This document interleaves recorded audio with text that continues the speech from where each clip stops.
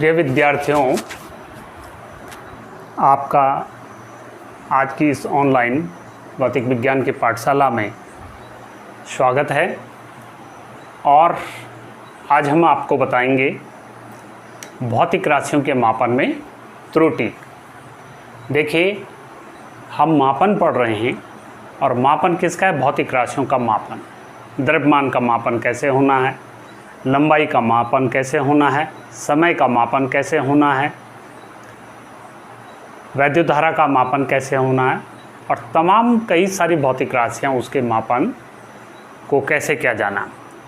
तो जब हम किसी भी भौतिक राशि को मापते हैं तो देखिए, मापन में कुछ ना कुछ त्रुटि आ जाती है, या यूँ भी कह सकते हैं कि उसका जो वास्तविक मान होता है और हमारे द्वारा जो मापा गया मान होता है उसमें भिन्नता आ जाती है।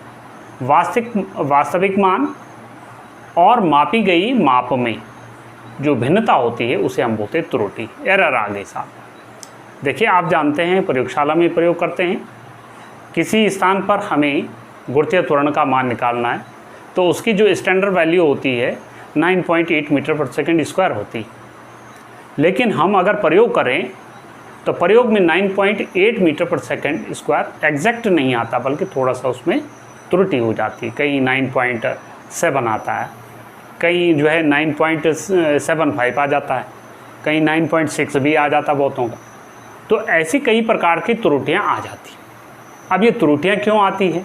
देखिए, इस त्रुटि को देखिए हम दो प्रकार से इसकी कैटेगरी बनाते हैं कि दो प्रकार से त्रुटियां किसी भी भौतिक राशि के मापन में हो सकती है। एक होती क्रमबद्ध त्रुटि, जिसको बोलते हैं सिस्टमेटिक एरर, और एक होती यादृच्छिक त्रुटि, रेंडमली त्रुटि, रेंडमली जो है एरर जो होती है। अब ये जो क्रमबद्ध त्रुटि है इसको भी समझने की आवश्यकता है। यंत्रगत त्रुटि, देखिए यंत्रगत माने देखो, किसी भी भौतिक राशि को मापने के लिए एक हमारे पास एपरेटस होता है, उसका जो है यंत्र होता है। एक यंत्र यूँ कह सकते हैं जैसे स्केल है, लंबाई नापने के लिए स्केल है, तो वो भी एक प्रकार का यंत्र है। स्क्रू गेज है, वो भी एक प्रकार का यंत्र है, छोटी माप को नापना है। उससे थोड़ा बड़ी माप को नापना है तो बर्नल कैलिपर्स हो गए। या बहुत सारे जो है यंत्र हैं जिससे हम किसी भी भौतिक राशि का मापन करते हैं। समय के लिए आप जानते हैं सेकंड घड़ी होती है, सेकंड तक नाप सकती है। अब सेकंड से भी छोटा नापना तो माइक्रो सेकंड की भी घड़ियाँ होती, ठीक है ना। ऐसे द्रव्यमान में होता है, ठीक है। तो कहने का मतलब ये है, अब देखो डिजिटल पैमाने भी आने लग गए, उससे भी हम भौतिक राशियों का मापन करते हैं। तो डिजिटल से क्या होता है, जो एक्यूरेसी होती है मापन की वो जो है बढ़ जाती है।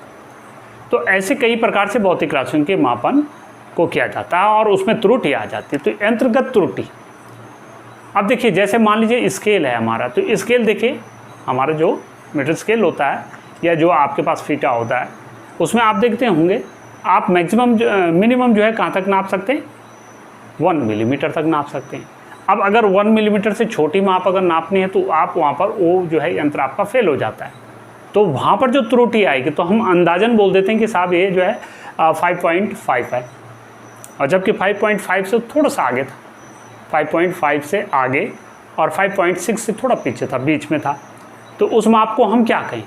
तो ये जो एरर आ जाएगी उसको बोलते हैं यंत्रगत त्रुटि, ठीक है ना, तो जहाँ पर उसकी सीमा फेल हो जाएगी। या यूँ भी कह सकते हैं कि कभी कभी देखिए जैसे बर्नल कैलिपर से या स्क्रू गेज से हम किसी माप को नापते हैं, लंबाई को नापते हैं, और बार बार उसको प्रयोग करने पर उसके जो स्क्रू होता है वो ढीला भी हो जाता है, या उसमें उसका जो रैचडो होता है स्क्रू गेज का, उसमें ऐंठन आ जाती है, जकड़न आ जाती है, फ्री हो जाता है। उस कारण से जो है वो एक्चुअल माप को नहीं नाप पाता है। तो उसमें भी उसको बोलते हैं वो जो है यंत्रगत त्रुटि में आ जाएगा। या यूँ कह सकते हैं जैसे आप जानते होंगे शून्याङ्क त्रुटि, तो पॉजिटिव एंड नेगेटिव। तो ये जो त्रुटियां हैं उसको क्या बोलेंगे, यंत्रगत त्रुटि में आप नापेंगे उसको, ठीक है। तो ऐसे ही कि ये तो लंबाई की बात हो रही है, ऐसे सेकंड में भी आएगा, ठीक है। 1 सेकंड का समय कितना होता है, लेकिन 1 सेकंड से कम समय का मापन है जो हमारी घड़ी नहीं नाप पाती, जो नॉर्मल वॉच होती। तो वहाँ पर जो त्रुटि आ जाएगी उसको बोलेंगे यंत्रगत त्रुटि। दूसरा आता है प्रायोगिक तकनीकी और कार्यविधि की अपूर्णता। देखिए, आप किसी भी माप को माप रहे हैं, अब जैसे मैं गुरुत्व त्वरण की बात ही कर रहा था, अब उसको नाप रहे हैं, लेकिन हमें वो प्रयोग आता ही नहीं, कैसे कैसे नापना है, कैसे जो है स्टॉप वॉच से जो दोलनों का समय नापना है, वह 20 दोलनों का समय नापना है और फिर उससे आवर्तकाल निकालना है। तो अगर हमें पूरी प्रायोगिक तकनीकी का ज्ञान नहीं है तो हम कहीं ना कहीं उसमें क्या कर सकते हैं, त्रुटि कर सकते हैं, कोई ना कोई गलती कर सकते हैं। तो वो उस त्रुटि को हम बोलते हैं प्रायोगिक तकनीकी या कार्यविधि का पूर्णता। हमने पूरा जो है सिस्टमेटिक ढंग से वो चला ही नहीं, तो उसको हम क्या बोलेंगे, प्रायोगिक तकनीकी, यानी वो एक प्रकार से कर्म। व्यक्तिगत त्रुटि, देखिए व्यक्तिगत त्रुटि में ये होता है, कभी कभी व्यक्ति क्या करता है, किसी भी माप को मापने के लिए लापरवाही से नाप लेता है, सीधा जो है तो रख लिया, ठीक है ना। तो स्वयं व्यक्ति की लापरवाही के कारण, लापरवाही किस्म के जो होते हैं, तो वो भी वो त्रुटि भी हमारे पास क्या आएगी, क्रमबद्ध त्रुटि में आ जाएगा। फिर आता है यादृच्छिक त्रुटि।